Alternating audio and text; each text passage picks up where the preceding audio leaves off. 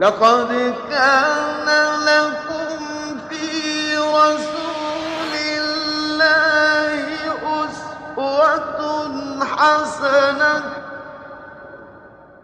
اعوذ باللہ من الشیطان الرجیم بسم اللہ الرحمن الرحیم اللہم صلی علی محمد وعلی آل محمد کما صلیت علی ابراہیم وعلی آل ابراہیم انکا حمید مجید اللہم بارک علی محمد وعلی آل محمد کما بارکت علی ابراہیم وعلی آل ابراہیم انکا حمید مجید اللہم رب اشرح لی صدری ویسر لی امری واحلل عقدۃ من لسانی یفقہوا قولی۔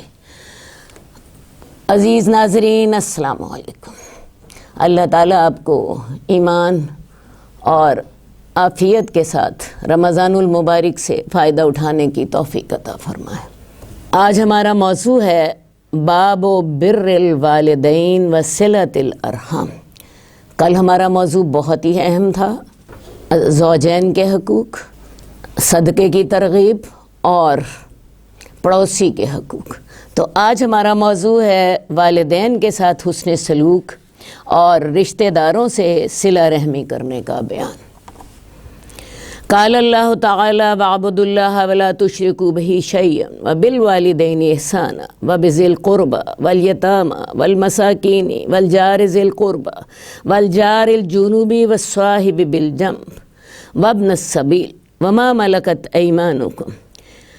اللہ تعالیٰ نے فرمایا اللہ کی عبادت کرو، اس کے ساتھ کسی کو شریک نہ ٹھہراؤ، والدین کے ساتھ اچھا سلوک کرو، رشتہ داروں، یتیموں، مسکینوں اور قریبی رشتہ داروں کے ساتھ اور اجنبی پڑوسی کے ساتھ اور پہلو کے ساتھی کے ساتھ بھی نیکی کرو، مسافر اور اپنے غلاموں کے ساتھ بھی اچھا سلوک کرو۔ یہ آیت ہم اس سے پہلے بھی پڑھ چکے ہیں، وہاں یہ پڑوسی کے حقوق کے سلسلے میں آئی تھی اور یہاں یہ والدین کے ساتھ حسن سلوک کے سلسلے میں آئی ہے۔ قال اللہ تعالی واتقوا اللہ الذی تساءلون بہ والارحام۔ اللہ سبحانہ و تعالی فرماتے ہیں کہ اللہ سے ڈرو جس کے واسطے سے تم ایک دوسرے سے سوال کرتے ہو، اور رشتہ داریوں کے توڑنے سے بھی ڈرو۔ وقال اللہ سبحانہ و تعالی والذین یصلون ما امر اللہ بہ ان یوصل، اور وہ لوگ ملاتے ہیں جس کو اللہ تعالیٰ نے ملانے کا حکم دیا ہے، یعنی صلہ رحمی کرتے ہیں، ان رشتوں کو ملاتے ہیں جن کو ملانے کا رب تعالیٰ نے حکم دیا۔ وقال اللہ تعالیٰ ووصینا الانسان بوالدیہ، اور ہم نے انسان کو اپنے والدین کے ساتھ حسن سلوک کا حکم دیا۔ وقال اللہ تعالیٰ وقضى ربك الا تعبدوا الا اياه وبالوالدين احسانا اما يبلغن عندك الكبر احدهما او كلاهما فلا تقل لهما اف ولا تنهرهما وقل لهما قولا كريما۔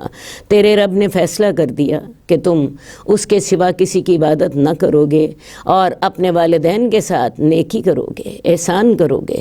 اگر وہ تیرے پاس بڑھاپے کو پہنچ جائیں، ان میں سے ایک یا دونوں ہی، تو ان کو اف نہ کہنا اور ان کو ڈانٹنا بھی نہ۔ وَقُلْ لَهُمَا قَوْلًا كَرِيمًا، ان کے ساتھ بڑی عزت کے ساتھ بات کرنا۔ وَاخْفِضْ لَهُمَا جَنَاحَ الذُّلِّ مِنَ الرَّحْمَةِ، اور ان کے لیے اپنا عاجزی کا بازو رحمت کے ساتھ جھکا دینا۔ اور وَقُلْ رَبِّ ارْحَمْهُمَا كَمَا رَبَّيَانِي صَغِيرًا، اور کہنا کہ اے رب ان پر رحمت کر دے جیسا کہ ان دونوں نے مجھے بچپن میں پالا تھا۔ تو قرآن مجید میں اللہ تعالیٰ نے اکثر مقامات پر شرک کے بعد والدین کے ساتھ نیکی کرنے کا حکم دیا ہے۔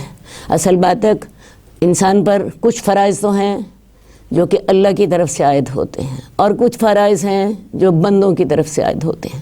حقوق اللہ جو ہیں وہ تو یہ ہیں کہ انسان نماز، روزہ، زکوٰۃ، حج، یہ فرائض ادا کرے، اور جہاں تک حقوق العباد کا تعلق ہے ان میں سب سے پہلا حق والدین کا ہے۔ یہ جو آخری آیت ہے اس میں اللہ تعالیٰ فرما رہے ہیں کہ اگر والدین تیرے پاس بڑھاپے میں ان میں سے ایک یا دونوں ہی پہنچ جائیں تو تم نے ان کو اف نہیں کہنا۔ اف کہنے سے مراد یہ ہوتی ہے، بعض اوقات ہم کسی کی بات سنتے ہوئے تنگ پڑ جاتے ہیں، اتنی لمبی بات ہو گئی، یا ہم سمجھ رہے ہوتے ہیں فلاں جو ہے بلا وجہ ہی اتنی لمبی بات کر رہا، تو اف سے مراد ہوتا ہے اپنا اظہار اکتاہٹ، یہ بھی نہیں کرنا، ان کی بات توجہ سے سنتے رہنا، ان کو یہ احساس نہیں ہونے دینا کہ ہم سمجھ رہے ہیں کہ وہ فضولی بول رہے ہیں یا ہم ان سے تنگ پڑ رہے ہیں۔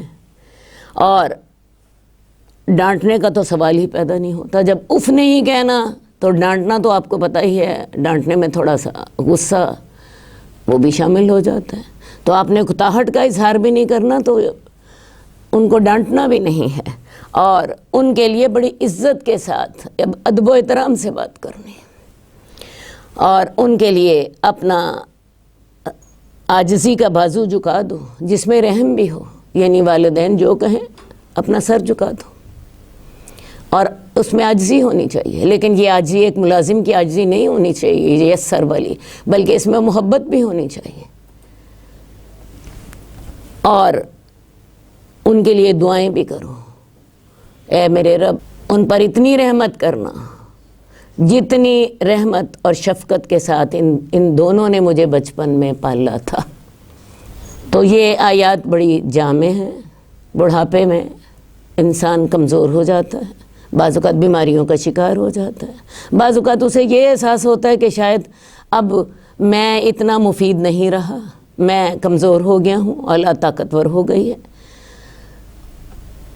تو یہ ساری چیزیں مل کے انہیں بعض اوقات چڑچڑا بنا دیتی ہیں، ان کی بیماری انہیں چڑچڑا بنا دیتی ہے، ان کا یہ احساس کہ ہم جیسے جوانی میں طاقتور تھے اور جیسے جوانی میں ہم فائدہ مند تھے، یہ احساس بھی انہیں بعض اوقات چڑچڑا بنا دیتا ہے کہ لوگوں کو اب ہماری ضرورت نہیں رہی۔ تو بڑھاپے میں خاص طور پر ان کے اس چڑچڑے پن کو بھی برداشت کرنا ہے، اور اپنا لہجہ انتہائی احترام اور ادب والا رکھنا ہے، انہیں یہ احساس نہیں ہونے دینا کہ آپ اب اتنے فائدہ مند نہیں رہے، کیونکہ والدین تو ہمارے لیے برکت ہی برکت، ان کے ساتھ نیکی کر کے ہمیں جنت ملتی ہے، اور ویسے بھی انہوں نے جو ہمیں جب پالا تھا ہم اس وقت بڑے کمزور تھے، اگر وہ نہ پالتے ہم آج کسی قابل نہ ہوتے، تو ان کے اس احسان کا بھی تو بدلہ دینا ہے۔ آج ہم طاقتور ہیں، وہ کمزور ہیں، کل ہم کمزور تھے، وہ طاقتور تھے، انہوں نے اپنی جوانی، اپنا مال، اپنی صلاحیتیں، اپنا وقت سب کچھ ہمیں دیا تھا، اور آج ہمیں ان کے ان احسانات کا بدلہ دینا ہے۔ وقال اللہ تعالی ووصینا الانسان بوالدیہ حملتہ امہ وہنا علی وہن وفصالہ فی عامین ان اشکر لی ولوالدیک، اور ہم نے انسان کو اس کے والدین کے بارے میں نصیحت کی، اس کی ماں نے اس کو پیٹ میں رکھا، کمزوری پر کمزوری اٹھا کر، اور اس کا دودھ چھڑانا 2 سال میں ہوا، تاکہ تو میرا بھی شکر کر اور اپنے والدین کا بھی شکر کر۔ حدیث نمبر 314 عن ابی عبد الرحمن عبداللہ ابن مسعود، ابو عبد الرحمن عبداللہ بن مسعود سے روایت ہے کہ میں نے رسول اللہ صلی اللہ علیہ وآلہ وسلم سے پوچھا کون سا عمل اللہ کو زیادہ محبوب ہے؟ آپ نے ارشاد فرمایا اپنے وقت پر نماز پڑھنا۔ میں نے کہا پھر کون سا؟ آپ نے فرمایا والدین کے ساتھ نیکی کرنا۔ میں نے پوچھا پھر کون سا؟ فرمایا اللہ کے راستے میں جہاد کرنا۔ تو اللہ کے حقوق میں سے سب سے پہلی چیز جو اللہ کو سب سے زیادہ پسند ہے، جو محبوب ترین عمل ہے، وہ ہے نماز اول وقت پڑھنا۔ نماز میں اللہ رب العزت ہمیں خود بلا رہے ہوتے ہیں، حی علی الصلاۃ، نماز کے لیے دوڑے آؤ، حی علی الفلاح، کامیابی کے لیے دوڑے آؤ۔ تو سب سے زیادہ محبوب عمل جس کے ساتھ آپ اپنے رب کے قریب ہو سکتے ہیں، اس کی رضا حاصل کر سکتے ہیں، نماز اپنے وقت پر پڑھنا۔ اول وقت پڑھیں، پابندی کے ساتھ پڑھیں، ایسا نہ ہو کہ کاروباری یا دیگر گھریلو مصروفیات میں اسے تاخیر سے پڑھیں، اور پھر نماز کو اس کے حقوق کے ساتھ پڑھیں۔ نماز کے حق کیا ہیں؟ نماز خشوع و خضوع سے پڑھی جائے، کیونکہ نماز میں انسان اپنے رب سے مناجات کر رہا ہوتا ہے۔ وہ زمین پہ نماز پڑھ رہا ہوتا ہے، اللہ عرش پر اس کا جواب دے رہے ہوتے ہیں۔ اور ان نمازوں میں سے بھی خاص طور پر فجر اور عصر کا خاص طور پر خیال رکھا جائے، کیونکہ فجر اور عصر کے وقت کرامن کاتبین کی ڈیوٹی بدلتی ہے، اور جب یہ کرامن کاتبین اللہ کے پاس جاتے ہیں تو اللہ رب العزت ان سے سوال کرتے ہیں، بتاؤ میرا بندہ کیا کر رہا تھا؟ اور پھر فرشتے بتاتے ہیں، اللہ تیرا بندہ نماز پڑھ رہا تھا، تجھے یاد کر رہا تھا، یا دوسری صورت میں اللہ وہ تیرے سے غافل تھا، وہ سویا ہوا تھا۔ اکثر فجر کی نماز کے وقت انسان سویا ہوتا ہے، اور عصر کا وقت بھی ایسا ہوتا ہے کہ جب انسان اپنے دن کی مصروفیات میں سے اپنے کاموں کو سمیٹ رہا ہوتا ہے، صبح سے وہ کام میں لگا ہوتا ہے، تو یہ بھی مشکل وقت ہوتا ہے۔ تو بہرحال ان دونوں اوقات کا خاص طور پر خیال رکھا جائے۔ تو یہ عمل اللہ تعالیٰ کو سب سے زیادہ محبوب ہے۔ نماز وقت کے ساتھ پڑھیں، نماز خشوع و خضوع کے ساتھ پڑھیں۔ اس کے بعد پھر کون سا عمل؟ والدین سے نیکی کرنا۔ اللہ کے حقوق میں سے سب سے بہترین عمل نماز وقت پر پڑھنا، اور حقوق العباد میں سے سب سے بڑی نیکی والدین کے ساتھ نیکی کرنا۔ میں نے پوچھا پھر یا رسول اللہ کون سا عمل اللہ کو محبوب ہے؟ تو آپ نے فرمایا اللہ کے راستے میں جہاد کرنا۔ تو جہاد کی باری والدین کی خدمت کے بعد آتی ہے۔ والدین کی خدمت کا اجر جہاد سے زیادہ ہے۔ حضرت ابو ہریرہ کہتے ہیں کہ رسول اللہ صلی اللہ علیہ وسلم نے فرمایا کہ کوئی اولاد اپنے والدین کے احسان کا بدلہ نہیں دے سکتی، ہاں ایک صورت میں دے سکتی ہے کہ کوئی شخص اپنے والدین کو یا اپنے والد کو غلام پائے اور اسے خرید کر آزاد کر دے۔ حدیث نمبر 317 حضرت ابو ہریرہ سے روایت ہے، رسول اللہ صلی اللہ علیہ وسلم نے فرمایا بے شک اللہ تعالیٰ نے مخلوق کو پیدا کیا، جب وہ ان کی پیدائش سے فارغ ہوا تو رحم نے کھڑے ہو کر کہا یہ اس شخص کا مقام ہے جو قطع رحمی سے تجھ سے پناہ مانگے۔ اللہ تعالیٰ نے فرمایا ہاں، کیا تو اس بات پہ راضی نہیں کہ میں اس سے جڑ جاؤں جو تجھ سے جڑے، اور میں اس سے قطع تعلقی کر لوں جو تجھے قطع کرے؟ رحم نے کہا کیوں نہیں، ایسا ہی ہونا چاہیے۔ اللہ نے فرمایا یہ تیرے لیے ہے، یعنی ایسا ہی ہوگا۔ پھر رسول اللہ صلی اللہ علیہ وسلم نے فرمایا اگر تم چاہو تو اس کی تائید میں پڑھ لو فَهَلْ عَصَيْتُمْ إِن تَوَلَّيْتُمْ أَن تُفْسِدُوا فِي الْأَرْضِ وَتُقَطِّعُوا أَرْحَامَكُمْ۔ یہ قریب ہے کہ جب تم کو اقتدار ملے تو تم زمین میں فساد پھیلاؤ اور اپنے رشتہ داروں کو کاٹو۔ فساد سے کیا مراد ہے؟ قطع رحمی کرو، کیونکہ جب انسان اپنے رشتہ داروں کے حقوق ادا نہیں کرتا تو پھر فساد ہی تو ہوتا ہے، ظلم اور فساد سے زمین پھر بھر جاتی ہے۔ اولئک الذین لعنہم اللہ فاصمہم وعمی ابصارہم، یہی وہ لوگ ہیں جن پر اللہ تعالیٰ نے لعنت کر دی۔ کن لوگوں پر؟ جنہوں نے قطع رحمیاں کی، جنہوں نے رشتہ داریوں کو نہ ملایا اور زمین میں فساد برپا کیا۔ یہی وہ لوگ ہیں جن پر اللہ نے لعنت کی، انہیں بہرا کر دیا اور ان کی آنکھیں اندھی کر دی۔ جب اللہ تعالیٰ نے کائنات کو پیدا کیا، زمین آسمان کی پیدائش سے اللہ فارغ ہو گئے، تو رحم نے کھڑے ہو کر کہا، رحم کا لفظ کہاں سے آیا ہے؟ رحم کا لفظ یوٹرس سے آیا ہے۔ یہ وہ جگہ ہے جہاں انسانی بچہ ماں کے پیٹ میں تشکیل پاتا ہے۔ تو رحم نے کہا کہ یہ اس شخص کا مقام ہے جو قطع رحمی سے تجھ سے پناہ مانگے۔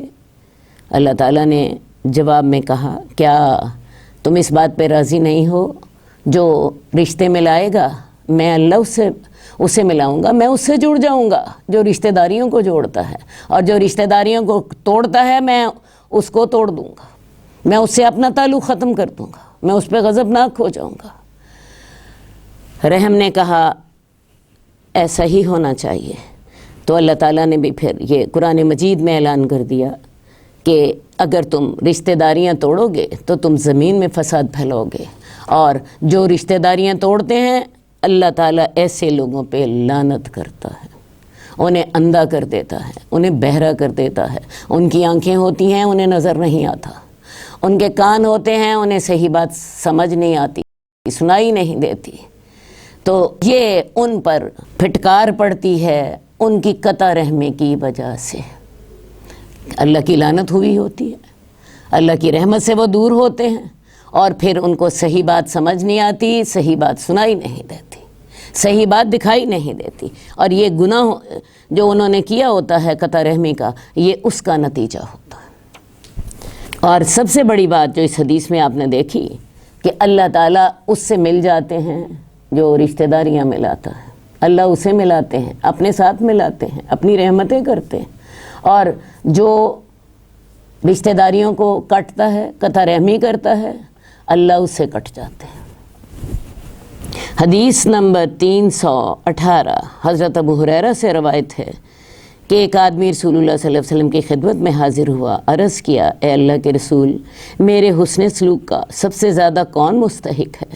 آپ نے فرمایا تمہاری ماں۔ اس نے کہا پھر کون؟ آپ نے فرمایا تمہاری ماں۔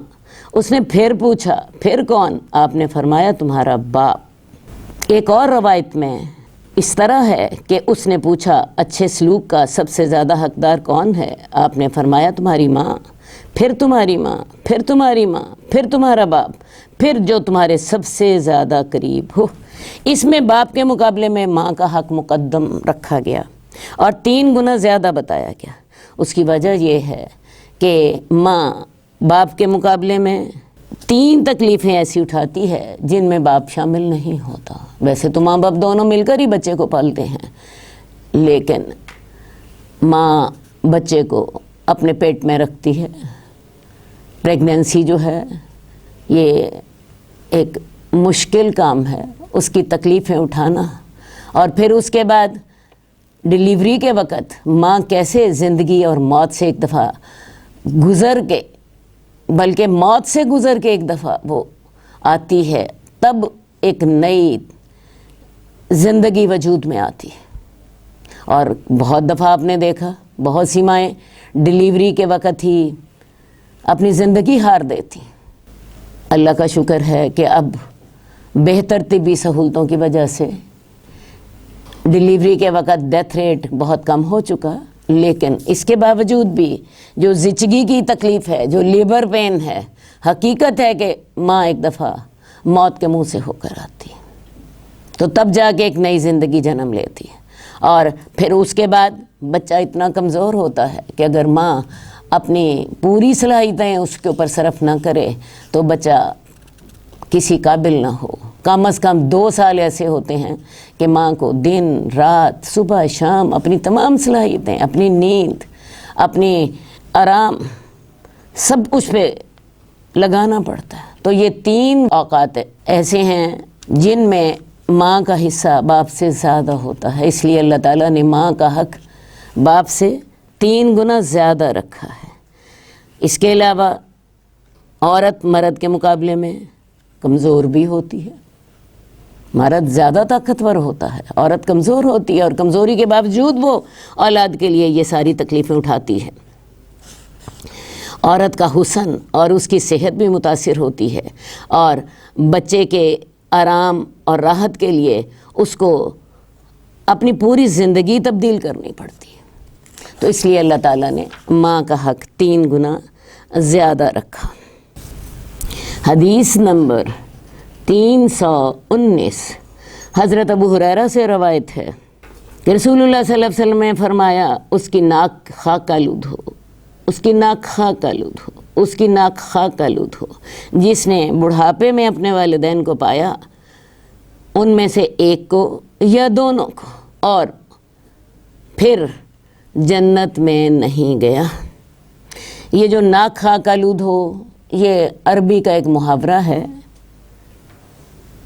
اس سے مراد یہ ہوتی ہے کہ وہ شخص ذلیل ہو جائے، گویا کہ اس کی ناک مٹی میں مل گئی۔ آپ کو پتہ ہے انسان کو اپنی ناک کا بڑا ہوتا ہے، تو گویا کہ وہ شخص ذلیل ہو گیا۔ اب یہاں یہ کس شخص کے لیے یہ کہا جا رہا ہے؟ وہ شخص جو بڑھاپے میں اپنے والدین کو پائے اور ان کی خدمت کر کے جنت حاصل نہ کرے۔ پہلے بھی ہم قرآن مجید میں یہ معاملہ پڑھ چکے ہیں کہ اگر وہ تیرے پاس بڑھاپے میں ہوں تو ان کو اف نہ کہنا، ان کو ڈانٹنا نہیں ہے، اور ان کے لیے عزت کی بات کہنی ہے، اور ان کے لیے اپنے عاجزی کے بازو بچھا دینے ہیں جن میں رحمت بھی ہو۔ تو اصل بات یہ ہے کہ جو شخص اپنے والدین کو بڑھاپے میں پائے اور پھر ان کی خدمت حاصل کر کے جنت حاصل نہ کرے، وہ سب سے زیادہ ذلیل ہو گیا، وہ سب سے زیادہ ناکام ہو گیا، وہ سب سے زیادہ بدبخت ہو گیا۔ ضرورت اور کمزوری کے اس دور میں انہیں حالات کے رحم و کرم پر چھوڑ دینا بہت بڑا جرم ہے، اور اپنے اس ذلیل حرکت کی وجہ سے وہ جنت سے بھی محروم ہو سکتا ہے۔ حضرت انس سے روایت ہے، رسول اللہ صلی اللہ علیہ وسلم نے فرمایا، جس شخص کو یہ بات پسند ہے کہ اس کی روزی میں فراخی ہو اور اس کی عمر میں تاخیر ہو، یعنی اس کی عمر لمبی ہو جائے، تو اسے چاہیے کہ صلہ رحمی کی کرے۔ پچھلی حدیث میں آپ نے دیکھا کہ والدین کی خدمت نہ کرنے سے انسان کو جنت سے محرومی ہو سکتی ہے، دنیا بھی اس کی برباد ہو سکتی ہے، اور آخرت میں بھی جنت سے محرومی ہو سکتی ہے۔ اور اس حدیث میں اللہ کے رسول صلی اللہ علیہ وسلم ترغیب دے رہے ہیں کہ جس کا دل چاہتا ہے کہ میری روزی میں برکت ہو، خوشحالی آ جائے، زندگی آسان گزرے، تو اسے چاہیے کہ وہ صلہ رحمی کیا کرے۔ تو صلہ رحمی کا ایک فائدہ تو یہ ہوتا ہے کہ انسان کی رزق میں برکت ہوتی ہے، اور دوسرا فائدہ یہ ہوتا ہے کہ اس کی عمر لمبی ہو جاتی ہے۔ عجیب بات یہ ہے کہ انسان رشتہ داروں پر جب خرچ کرتا ہے، ظاہرہ طور پہ تو آپ کو یوں لگ رہا ہوتا ہے کہ جیسے اس کا مال اس میں صرف ہو رہا ہے، لیکن اللہ تعالیٰ اس مال میں ایسی برکت عطا فرماتے ہیں یا ایسی جگہ سے مزید عطا فرما دیتے ہیں کہ پہلے سے کہیں زیادہ فراخی ہو جاتی۔ یہ باتیں کر کے دیکھیے، تجربہ کر کے دیکھیے، یہ صرف سنیے نہیں، یہ تجربہ کر کے دیکھیے۔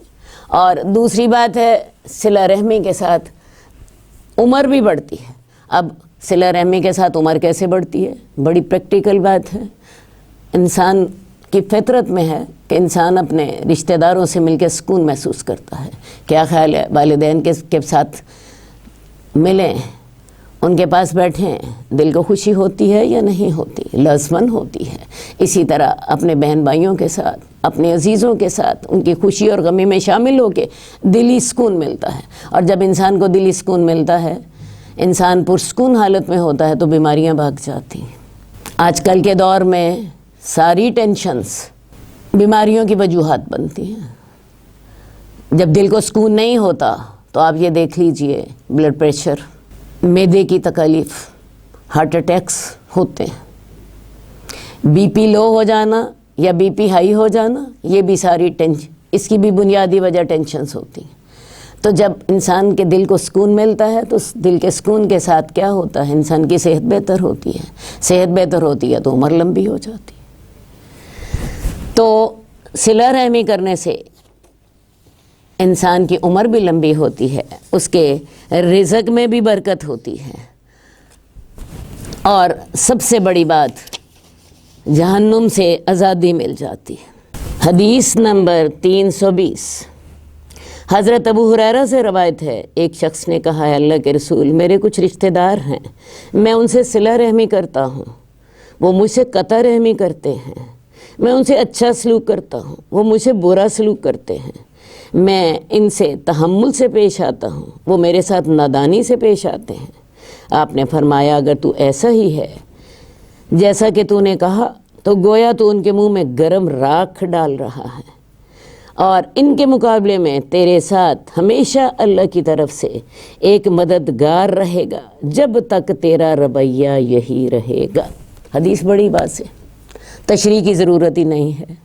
ایک شخص اللہ کے رسول کے پاس آتا ہے، کہتا ہے یا رسول اللہ میں اپنے رشتہ داروں کے ساتھ اچھا سلوک کرتا ہوں، وہ میرے ساتھ برا کرتے ہیں، میں ان کے ساتھ نیکی کرنے کی کوشش کرتا ہوں، وہ میرے ساتھ برائی کرتے ہیں، میں ان کے ساتھ تحمل سے ان کی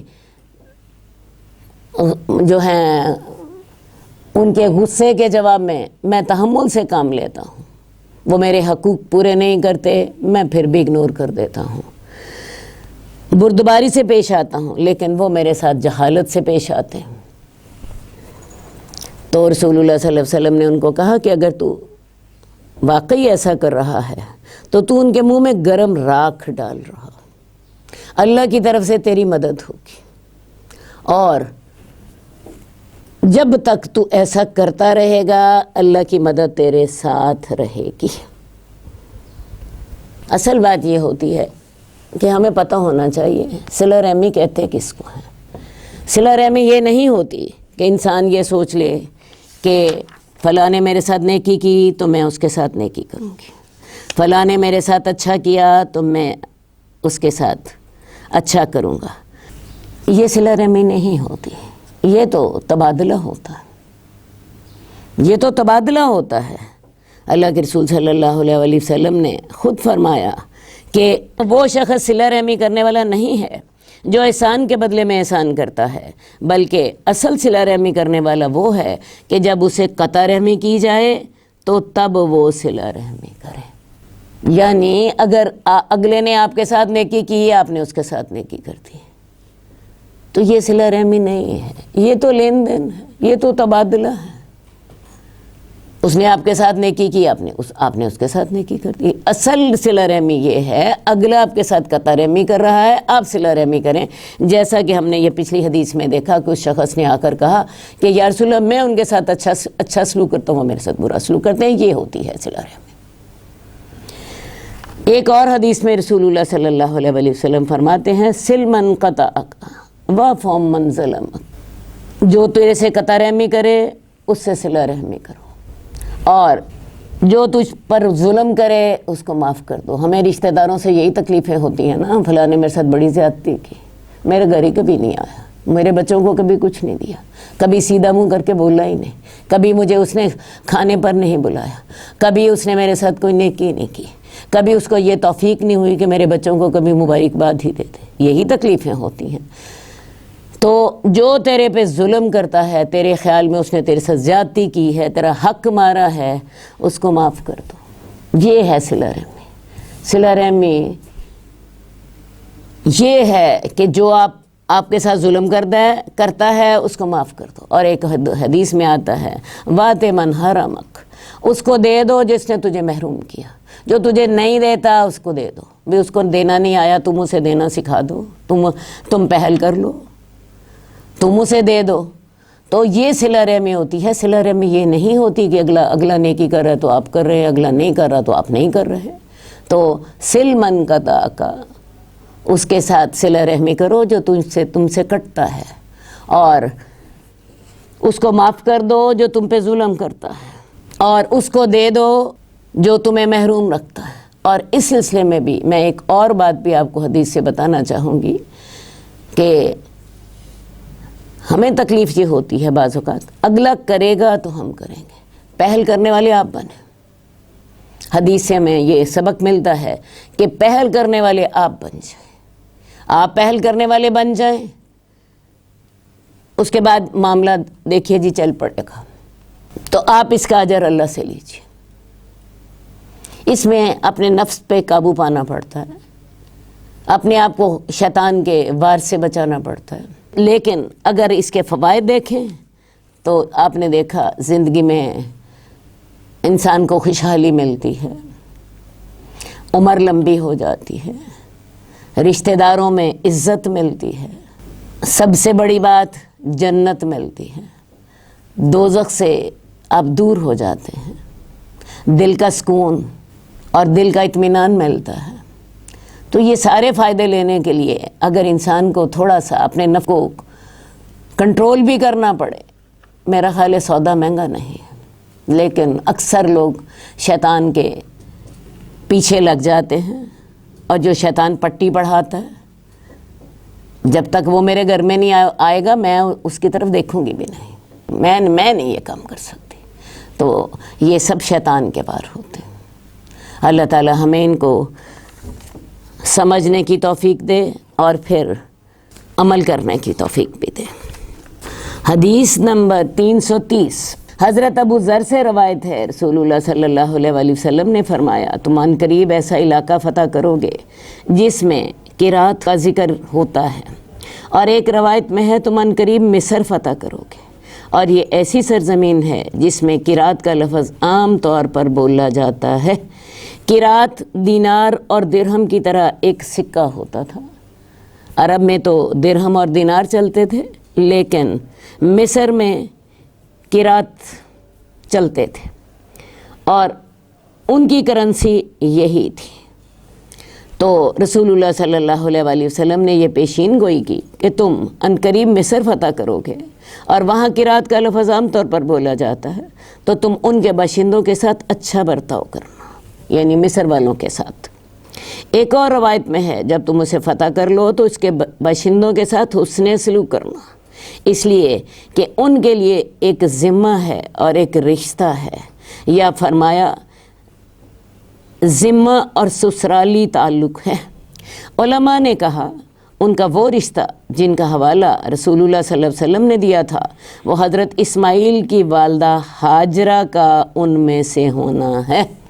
دیکھیے جی، عرب لوگ جو ہیں وہ حضرت اسماعیل کی اولاد میں سے ہیں۔ آپ کو علم ہے کہ حضرت ابراہیم حضرت ہاجرہ کو مکہ میں چھوڑ گئے تھے، اور پھر وہیں پہ ہی حضرت اسماعیل بڑے پھولے، اور پھر وہیں پہ ہی انہوں نے شادی کی، اور یہ سارے جو عرب لوگ ہیں یہ سارے انہی کی اولاد میں سے ہیں۔ تو رسول اللہ صلی اللہ علیہ وسلم نے اتنا پرانا رشتہ بھی یاد رکھا۔ حضرت ہاجرہ کا تعلق مصر والوں سے تھا، تو لہٰذا جب تم مصر فتح کرو گے تو تم نے ان لوگوں کے ساتھ احسان سلوک کرنا ہے، کیونکہ تم حضرت ہاجرہ کی اولاد میں سے ہو، ان کے واسطے سے تم نے مصر والوں کے ساتھ اچھا سلوک کرنا ہے۔ اور دوسرا جو رسول اللہ صلی اللہ علیہ وسلم نے سسرالی تعلق کا ذکر کیا تھا، آپ کو علم ہے کہ رسول اللہ صلی اللہ علیہ وسلم کے جو بیٹے حضرت ابراہیم تھے، جو آپ کی وفات سے 4 مہینے پہلے فوت ہو گئے تھے، ان کی والدہ ماریہ قبطیہ کا تعلق بھی مصر ہی سے تھا۔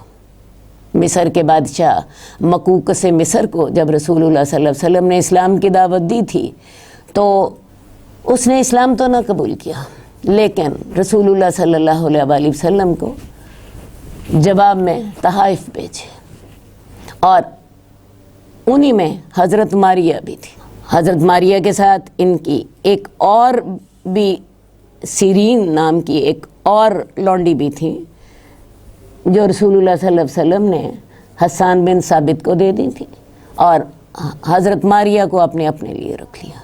تو رسول اللہ صلی اللہ علیہ وسلم کو رشتوں کا اتنا احساس اور اتنا پاس ہوتا تھا کہ مصر والوں کے ساتھ 2 رشتوں کا ذکر کیا، ایک حضرت ہاجرہ کا اور ایک حضرت ماریہ کا۔ تو لہٰذا تم نے مصر والوں کے ساتھ اچھا سلوک کرنا ہے۔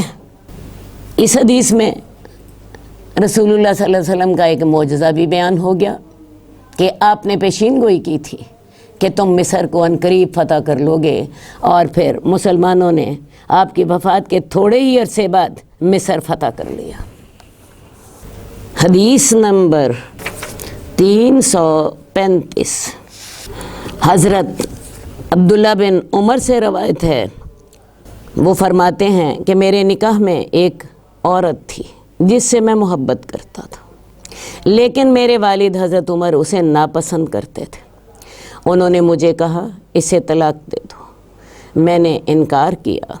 حضرت عمر رسول اللہ صلی اللہ علیہ وسلم کے پاس گئے اور ان سے اس بات کا ذکر کیا، تو آپ نے مجھے فرمایا کہ تم اسے طلاق دے دو، اور پھر حضرت عبداللہ بن عمر نے اس کو طلاق دے دی۔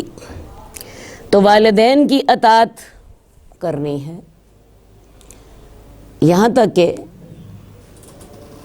والد اگر یہ حکم دیں اپنی بیوی کو طلاق دے دو، ویسے تو اللہ نے یہ رشتے ایسے بنائے ہوتے ہیں کہ والدین ایسی عام طور پہ ایسا حکم نہیں دیتے، کوئی خاص ہی مصلحت ہو تو تب ایسی بات کرتے ہیں۔ اب یہ حضرت عمر بن خطاب کے بیٹے عبداللہ بن عمر ہیں، ان کی ایک بیوی تھی، حضرت عبداللہ کو وہ بڑی محبوب تھی جن کا ذکر انہوں نے کیا ہے، لیکن حضرت عمر اسے ناپسند کرتے تھے، اور اس کی وجہ جو بعض روایات میں آتی ہے، حضرت عبداللہ بن عمر اس کی وجہ سے بعض اوقات جہاد سے پیچھے رہتے تھے یا نماز میں سستی کرتے تھے بعض روایات میں۔ تو حضرت عمر اس بنا پر انہیں ناپسند کرتے تھے۔ حضرت عمر نے ان بیٹے کو حکم دیا، ان کو ان سے محبت ہی ہوتا یہ ہے کہ جب انسان زیادہ محبت کر رہا ہوتا ہے اپنی بیوی سے تو بعض اوقات ایسی چیزوں میں غفلت ہو جاتی ہے، دینی فرائض میں غفلت ہونے لگ جاتی ہے۔ تو رسول اللہ صلی اللہ علیہ وسلم نے یہی فیصلہ کیا کہ تم ان کو طلاق دے دو، اور حضرت عبداللہ بن عمر نے پھر دی۔ اسی طرح آپ دیکھیے حضرت ابراہیم جاتے ہیں حضرت اسماعیل کے پاس انہیں ملنے کے لیے۔ حضرت اسماعیل اس وقت کہیں سفر پر گئے ہوتے ہیں، حضرت ابراہیم ان کی بیوی سے پوچھتے ہیں بتاؤ تمہارا گزارا کیسے ہوتا ہے؟ بیوی کہنے لگی بڑے مشکل حالات ہیں، بڑی تنگی سے گزارا ہوتا ہے۔ خیر جی، حضرت ابراہیم وہاں پہ کچھ دن ٹھہرے، حضرت اسماعیل نہ آئے۔ اس دور میں سفر اتنے ہی لمبے ہوتے تھے، آج کل کی طرح کی سہولتیں نہیں ہوتی تھیں۔ حضرت ابراہیم حضرت اسماعیل سے ملے بغیر ہی واپس چلے گئے، اور ان کی بیوی کو یہ پیغام دیا کہ اسماعیل کو میرا سلام دینا، اور ساتھ ہی انہیں کہنا کہ اپنے گھر کی دہلیز بدل دو۔ پھر اللہ نے کوئی موقع دیا، حضرت ابراہیم پھر حضرت اسماعیل سے ملنے کے لیے۔ اب بھی حضرت اسماعیل جو تھے وہ سفر پر نکلے ہوئے تھے۔ حضرت ابراہیم نے ان کی بیوی سے پوچھا کہ بھئی تمہارا گزارا کیسے ہوتا ہے، حالات کیسے ہیں؟ وہ کہنے لگی اللہ کا بڑا شکر ہے۔ پوچھا کیا کھاتے ہو؟ وہ کہنے لگی ہم گوشت کھاتے ہیں۔ تو حضرت ابراہیم اب بھی حضرت اسماعیل کو نہ مل سکے، ان کی بیوی کو یہ پیغام دیا کہ اسماعیل کو میرا سلام دینا، اور ساتھ ہی کہنا دہلیز یہی رہنے دینا۔ تو حضرت اسماعیل نے پھر پہلی دفعہ اپنی بیوی کو بتایا کہ بات ہے وہ میرے والد تھے اور وہ مجھے حکم دے گئے ہیں کہ میں تمہیں طلاق دے دوں، اپنے گھر کی دہلیز بدل دو۔ اور اس کی وجہ یہ تھی کہ بیوی ناشکری تھی، اس نے اپنے حالات کی تنگی کا شکوہ کیا۔ ظاہر ہے وہ اپنے شوہر سے بھی ایسی باتیں کرتی رہتی ہوں گی جس کی وجہ سے حضرت اسماعیل ان سے تنگ ہوں گے، تو حضرت اسماعیل نے انہیں طلاق دے دی۔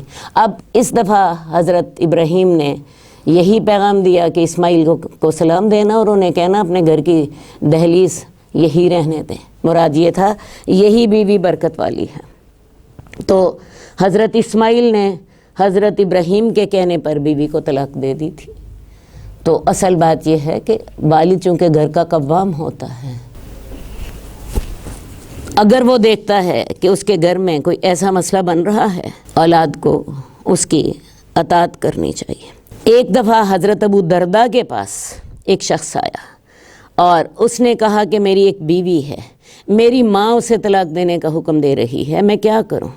حضرت ابو درداء نے کہا میں نے رسول اللہ صلی اللہ علیہ وسلم کو فرماتے ہوئے سنا ہے کہ والد جنت کے دروازوں میں سے بہترین دروازہ ہے، اگر تو چاہتا ہے اس دروازے کو ضائع کر دے یا تو چاہتا ہے تو اس کی حفاظت کر لے۔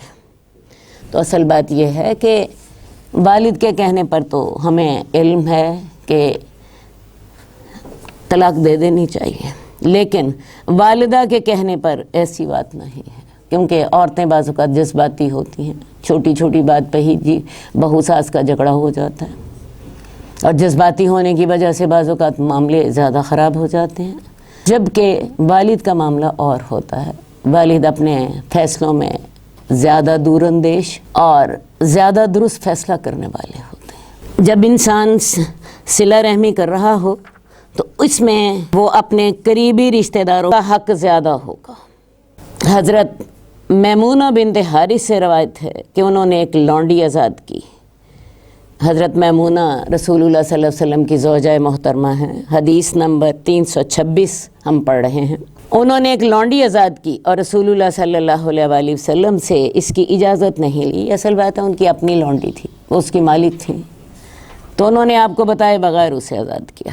جب وہ دن ہوا جب رسول اللہ صلی اللہ علیہ وسلم ان کے پاس تشریف لائے تو انہوں نے رسول اللہ صلی اللہ علیہ وسلم کو بتایا، اے اللہ کے رسول، میں نے اپنی لونڈی آزاد کر دی ہے. آپ نے فرمایا کیا واقعی تم نے ایسا کیا؟ انہوں نے کہا ہاں.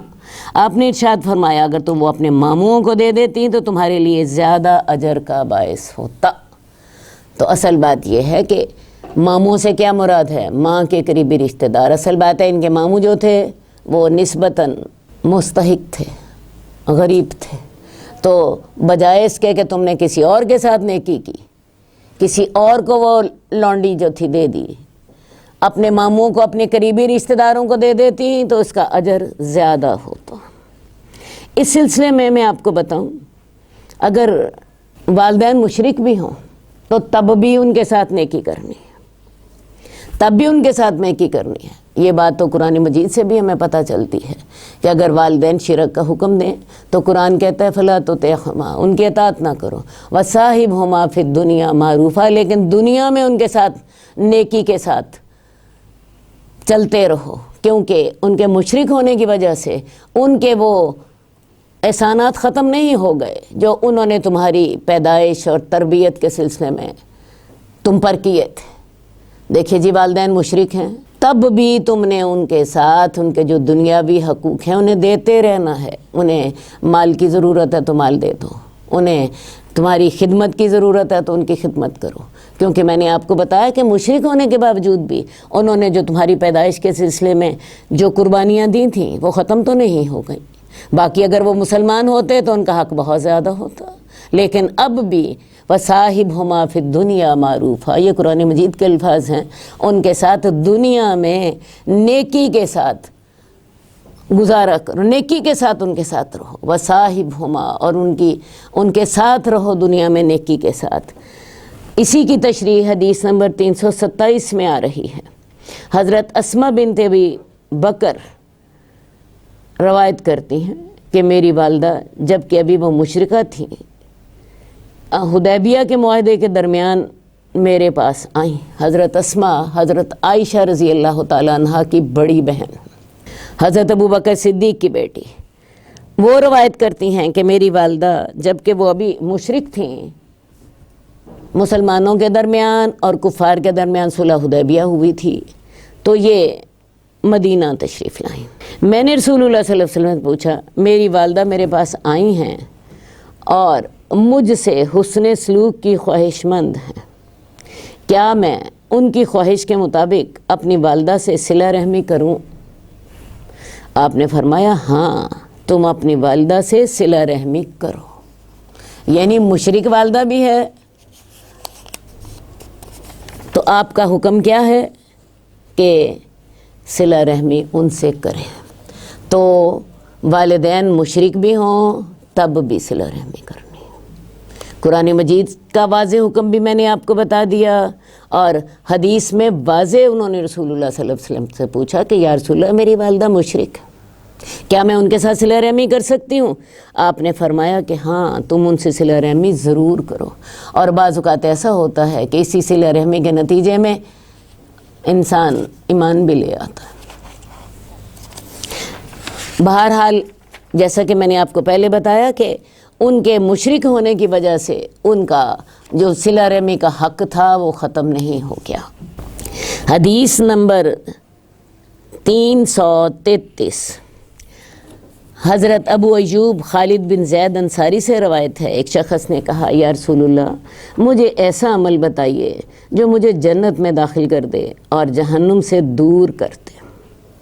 رسول اللہ صلی اللہ علیہ وسلم نے فرمایا اللہ کی عبادت کرو، اس کے ساتھ کسی کو شریک نہ ٹھہراؤ، نماز قائم کرو، زکوٰۃ دو اور صلہ رحمی کرو۔ بڑا جامع سوال ہے، مجھے کوئی ایسا عمل بتائیں جنت میں مجھے داخل کر دے، دوزخ سے دور کر دے۔ تو آپ نے دیکھیں جی گن کے 3 باتیں کہیں، شرک نہیں کرنا، نماز قائم کرنی ہے، زکوٰۃ دینی ہے، یہ 3 باتیں۔ اور اس کے بعد حقوق العباد کے سلسلے میں ایک ہی جامع بات آپ نے فرمائی، ایک ہی کلمہ فرما دیا کہ صلہ رحمی کرو۔ تو صلہ رحمی کے سب سے زیادہ حقدار والدین، خواہ ان پہ مال خرچ کرنے کا معاملہ ہے، خواہ ان کو ٹائم دینے کا معاملہ ہے، خواہ ان کی خدمت کا معاملہ ہے، خواہ ان کی کسی اور طرح کی ضرورت ہے، سب سے پہلا حق والدین کا ہوگا۔ تو یہ صلہ رحمی کرنا یہ دین کی بنیادی قدر ہے۔ رسول اللہ صلی اللہ علیہ وسلم نے اس کو شرک، نماز قائم کرنا، زکوٰۃ ادا کرنے کے ساتھ اس کو چوتھا اصول رکھا، صلہ رحمی کرو۔ یہ 4 کام کر لو، جنت میں چلے جاؤ گے، دوزخ سے دور ہو جاؤ گے۔ اللہم صلی علی محمد وعلی آل محمد کما صلیت علی ابراہیم وعلی آل ابراہیم انک حمید مجید۔